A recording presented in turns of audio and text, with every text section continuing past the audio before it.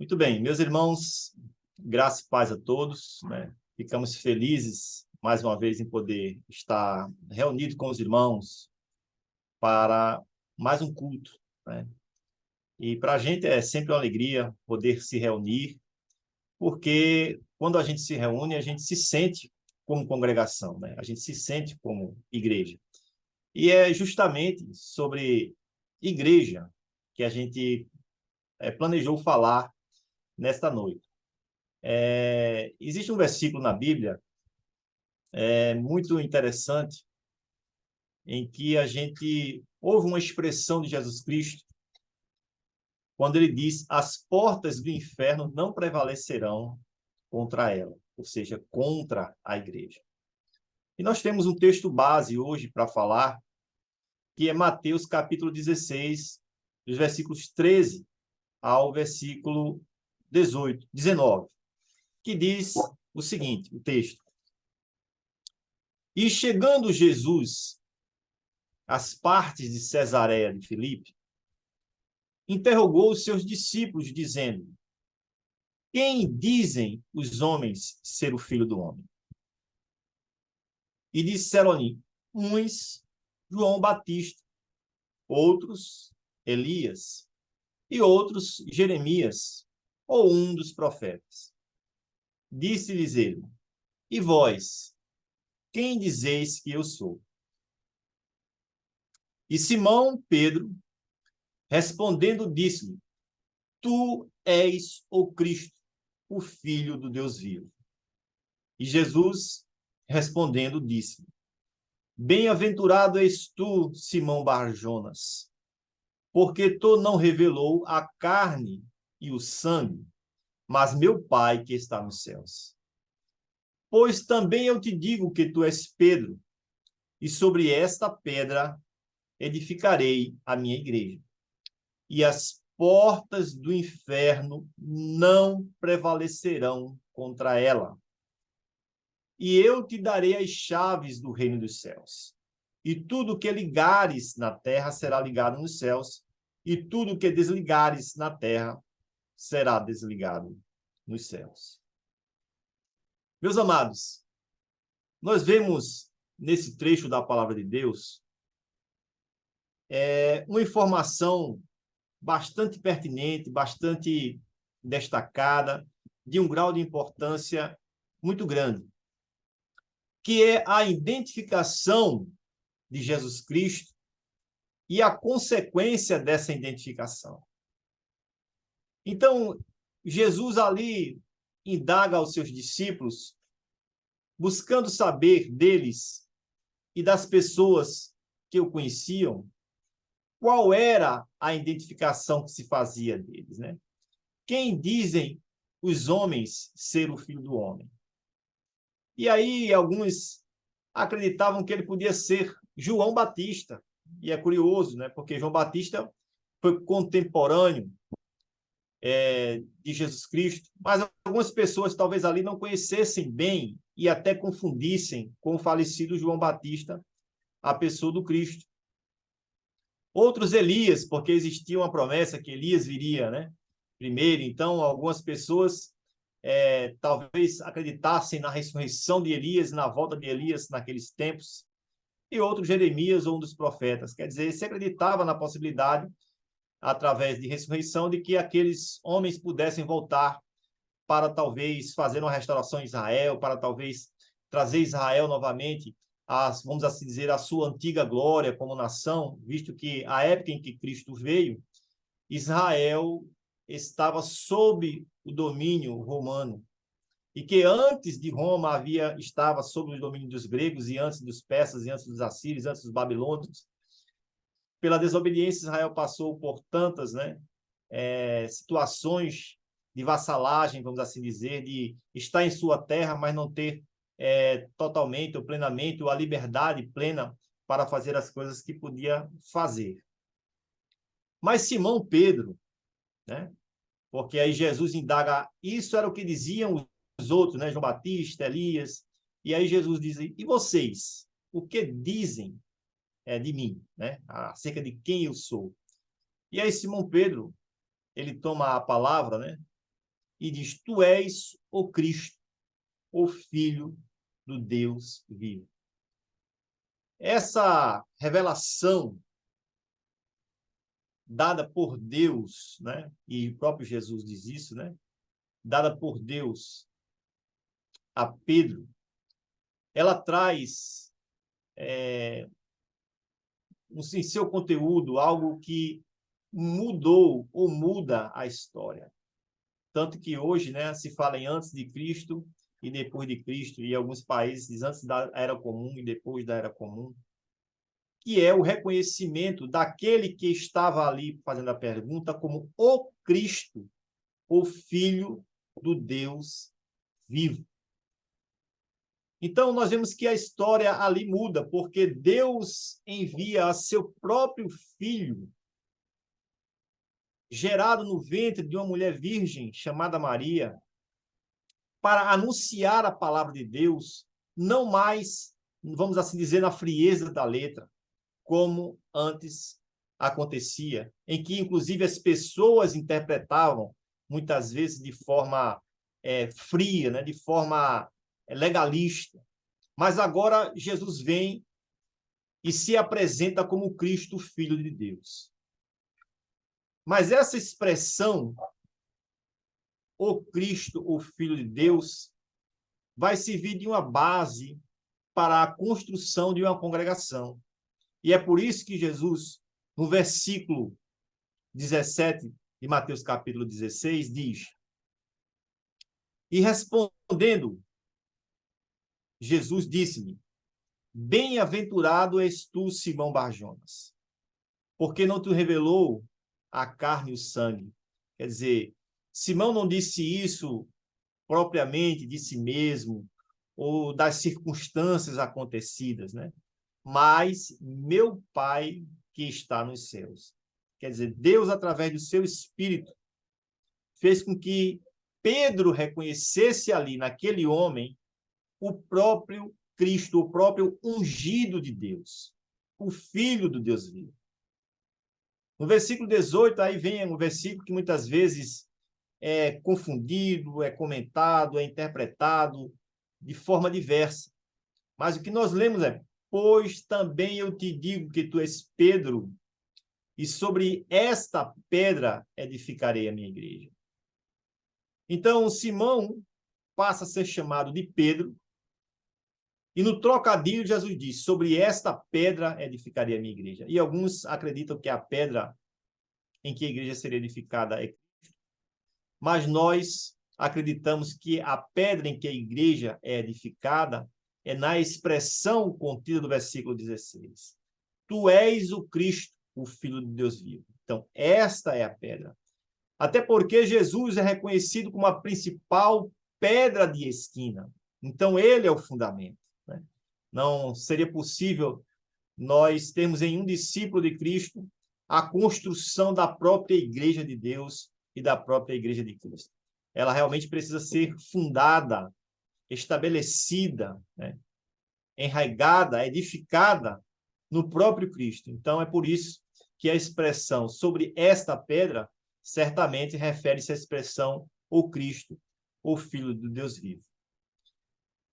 Mas tem uma expressão muito forte, muito importante, muito salutar para nós, que esta igreja, que seria e é e será e continua sendo edificada em Cristo, ela não sofre a extinção, ela não sofre a consumação, a sua consumação na terra. Por quê? Porque o próprio Jesus diz: as portas do inferno, ou seja, as portas da morte, não prevalecerão contra ela. É interessante a expressão as portas do inferno, porque no original o inferno aqui é Hades, né? E é como uma referência à mitologia grega, em que se acreditava que existiam portões, né, que separavam o mundo dos mortos do mundo dos vivos. Então, o que Jesus quer dizer é o seguinte: a minha igreja ela não vai se extinguir. A minha igreja ela não vai padecer a morte, ela não vai sumir, ela não vai desaparecer, ela não vai acabar. Ou seja, as portas da morte não prevalecerão contra ela. Né? E aí entra, e te darei as chaves do reino dos céus, e tudo o que ligares na terra será ligado nos céus, e tudo o que desligares na terra será desligado no céu. Algumas pessoas pegam esse versículo para destacar o papel de Pedro, mas a gente vê no próprios livros do Evangelho, Jesus falando isso também para os demais discípulos, né? O que ligares na terra será ligado nos céus, e o que desligares na terra será desligado nos céus. Então, os discípulos teriam isto, né, que a gente chama de oração, com o qual as pessoas pedem a Deus e Deus responde. Então, o ponto importante aqui é nós sabermos o que significa, então, para nós, e o que a Bíblia revela acerca da igreja. Nós já vimos nesse trecho que nós lemos que a igreja ela é edificada em Cristo, né? A palavra igreja traduz uma palavra grega, né? Vem de uma palavra grega que significa ou que se pronuncia eclesia, né? E que latinizando alguns chamam de eclésia, mas que o seu sentido lá não era um termo técnico, porque as pessoas muitas vezes pensam que igreja era um termo técnico à época, mas na verdade não, porque Jesus estava falando da igreja sem que houvesse propriamente dito uma igreja, vamos dizer assim, formada, né? No sentido em que nós conhecemos hoje, no sentido em que as pessoas mostram que é a igreja hoje. O que existia, na verdade, era uma congregação, uma assembleia, um grupo, né? E muitos dizem que o sentido da palavra eclesia é tirados, né, para fora, né, aquele pessoal que é separado para um propósito. E a própria Wikipedia diz que era a principal assembleia da democracia ateniense na Grécia Antiga. Era uma assembleia popular, aberta a todos os cidadãos do sexo masculino, com mais de 21 anos, que tivesse prestado pelo menos 2 anos de serviço militar e que fossem filhos do pai e mãe natural da polis, ou seja, da cidade. Então, veja que o sentido da palavra igreja, né, naquela época, era, na verdade, um grupo separado. E que existia, ou que havia necessidade, pelo menos na sociedade, eu não falo do sentido espiritual, mas na sociedade da época, exigia-se alguns requisitos para fazer parte da igreja, né? Ou da congregação, ou da assembleia, né? Da democracia ateniense. Então, este termo, eclesia, foi que veio trazido para o meio cristão como igreja. E como igreja, exige-se algumas coisas, né? Alguns requisitos para se fazer parte desta congregação, fazer parte da igreja. Então, no meio cristão, o primeiro requisito é reconhecer aquilo que está dito no versículo 16 e que Simão conheceu. Tu és o Cristo, o Filho do Deus vivo. Então, esse é o primeiro fundamento que é necessário que as pessoas reconheçam para poder fazer parte desta eclesia, né? Ou desta eclesia, porque o sigma ali tem sempre som de 2 S, né? A gente costuma dizer eclesia por causa da latinização da pronúncia. Muito bem, então que nós possamos ter essa primeira consciência de que a igreja é um grupo específico que, para fazer parte dela, é necessário que tenhamos algumas coisas específicas, algumas exigências, né? E a principal delas é o reconhecimento de Jesus Cristo como Filho de Deus, como o ungido de Deus na terra. Alguns conhecem, inclusive, a palavra igreja, muito mais por causa do Novo Testamento, porque se as pessoas forem procurar a palavra igreja no Antigo Testamento, não vão encontrar. Mas não vão encontrar, não é que ela não exista no Antigo Testamento.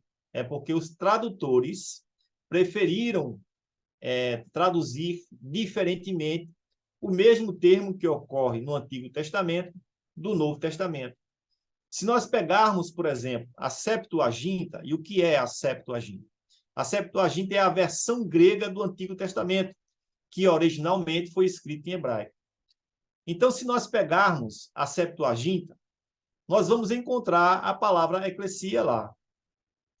Então, quando a Bíblia fala que Deus tinha uma congregação no Antigo Testamento, a palavra na Septuaginta seria igreja, né? Se nós traduzíssemos ela da mesma forma como traduzimos o Novo Testamento. Isso a gente pode ver no Salmo, por exemplo, 89 e o versículo 5, que diz assim: e os céus louvarão as suas maravilhas, ó Jeová, a tua fidelidade também na congregação dos santos.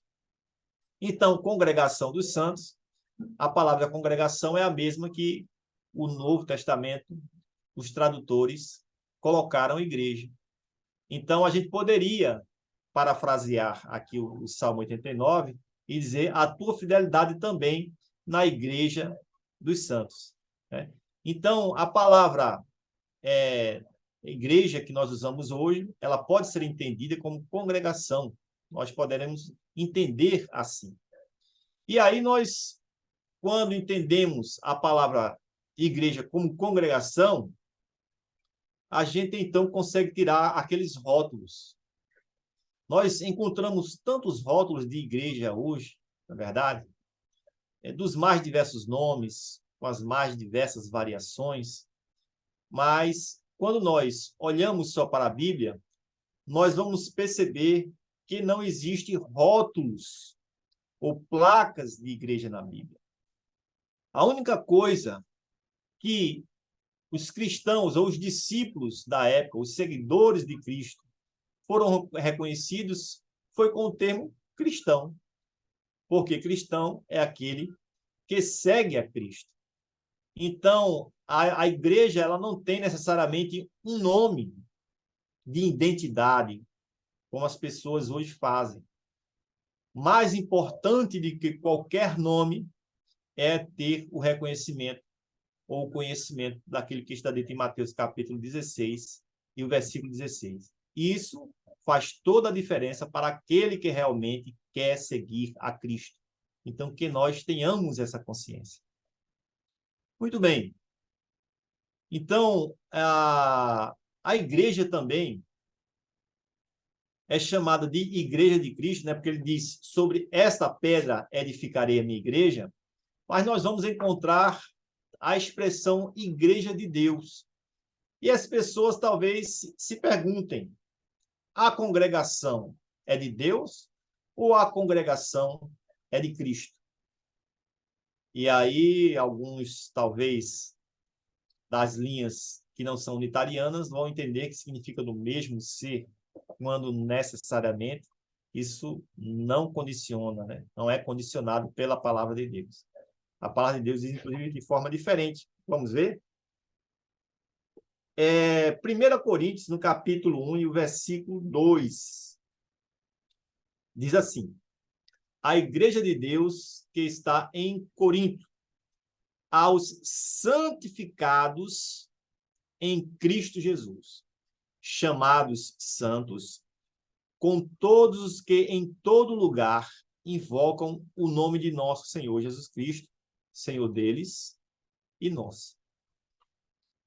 Então, Paulo inicia a sua epístola aos Coríntios dizendo a igreja, ou seja, para a igreja. Aquela carta ele estava escrevendo para a congregação de Deus que está em Corinto, mas santificados em Cristo. Ou seja, aqueles que haviam separados, lembra que a gente falou que eclesia era separado, né, ou colocado para fora, então tirado de um meio, na verdade, né, e colocado em outro. E aí a gente vê a expressão santificados em Cristo. Então, nós só somos igreja de Deus se formos santificados em Cristo. Então, tudo aquilo em que Cristo é santo, tudo aquilo que Cristo ensinou, tudo aquilo que ele colocou para nós, que nós possamos, né, ser santificados em Cristo, para que de fato sejamos igreja de Deus. Então, quando Jesus diz a Pedro, sobre esta pedra edificarei a minha igreja, significa dizer que nós estaremos ali sendo santificados em Cristo para sermos igreja de Deus. E aí Tito também, Paulo escrevendo a Tito, diz: Paulo, servo de Deus e apóstolo de Jesus Cristo, segundo a fé dos eleitos de Deus e o conhecimento da verdade, que é segundo a piedade. Então está aí o que é ser igreja, o que é ser congregação, é ser eleito de Deus. Então todo aquele que é eleito de Deus, ele é santificado em Jesus Cristo para fazer parte dessa congregação. Mas as pessoas se perguntam, mas Valdomiro, e mesmo assim, não parece ter a igreja de Deus e a igreja de Cristo? Como conciliar isso, né? Se é o mesmo povo, então quem seria Cristo e quem seria Deus? O próprio versículo que a gente leu de 1 Coríntios capítulo 1, versículo 2, já faz a distinção, né? A igreja de Deus, santificados em Cristo. Mas nós lemos, ou podemos ler, João no capítulo 17, o versículo 6, que diz assim: manifestei o teu nome aos homens, isso Jesus falando, que do mundo me deste, eram teus e tu mos deste, e guardaram a tua palavra. Então, está aí explicado, né, de quem é a congregação, de quem é a igreja, de quem é o povo, de Deus e de Cristo. Eram de Deus e Deus deu a Cristo. E Jesus, em determinado momento, diz: todas as tuas coisas são minhas e todas as minhas coisas são tuas. Então, não se espante quando você vê que Jesus tem algo que se esperaria que tivesse em Deus. Porque nós vemos a Bíblia dizendo que Deus deu a Jesus Cristo. Então, não há problema algum, né, de que Jesus seja identificado como aquele que tem algo que Deus lhe deu. Em Romanos, no capítulo 8, e o versículo 33, também a gente lê: quem intentará acusação contra os escolhidos de Deus? É Deus quem os justifica. Então, meus amados, que nós como igreja, que nós como congregação de Deus, através de Cristo, que nós como escolhidos de Deus, possamos estar de um modo tal que não sejamos ou que não nos encontremos em acusação, né? Até porque nas coisas santas Deus nos justifica, né? E nas coisas em que erramos Deus nos perdoa. Então que a gente possa de fato ter esse sentimento, né, de pertencimento à igreja de Deus, que nós possamos sentir a responsabilidade de sermos de um grupo que Deus resolveu separar. Olha que palavra extraordinária, irmãos. Que palavra de peso. Escolhidos por Deus.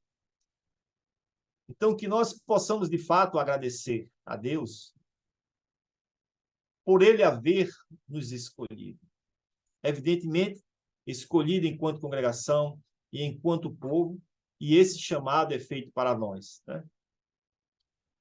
Em Efésios, no capítulo 1, versículo 4, essa expressão é confirmada, quando diz assim: como também nos elegeu nele antes da fundação do mundo, para que fôssemos santos e irrepreensíveis diante dele em amor. Então, Deus anteveu lá antes da fundação do mundo e elegeu este povo, que hoje é chamado igreja, congregação dos santos, Assembleia Santa, né? Para ser o seu povo. E aí a expressão diz, para que fôssemos irrepreensíveis. Então, que nós busquemos essa condição de sermos irrepreensíveis. Não é fácil, né? Não é simples, não é coisa de se fazer como você faz determinadas coisas na sua vida com as quais você não precisa se preocupar muito em fazer bem feito, mas sermos da congregação de Deus significa fazer as coisas bem feitas, porque nós não vamos fazer para os homens, nós vamos fazer para Deus. Nesse aspecto, nós devemos buscar ser irrepreensíveis. Por mais que aparentemente possa ser difícil, possa haver dificuldades, possa haver entraves, que nós possamos, de fato, sermos irrepreensíveis diante de Deus. Em João, no capítulo 17, e o versículo 24, e aí nós já estamos caminhando para o término da fala hoje, a expressão diz, Pai, aqueles que me deste, quero que, onde eu estiver, também eles estejam comigo, para que vejam a minha glória que me deste, porque tu me amaste antes da fundação do mundo. Então, como nós fomos eleitos antes da fundação do mundo, Cristo também foi amado por Deus antes da fundação do mundo. Mas o que nós vemos aqui no versículo 24 é dizendo que Deus deu, né, a Jesus Cristo, e esse confirma aquilo que a gente leu no versículo 6 de João 17, e diz também que a glória que Jesus Cristo tem também foi dada por Deus.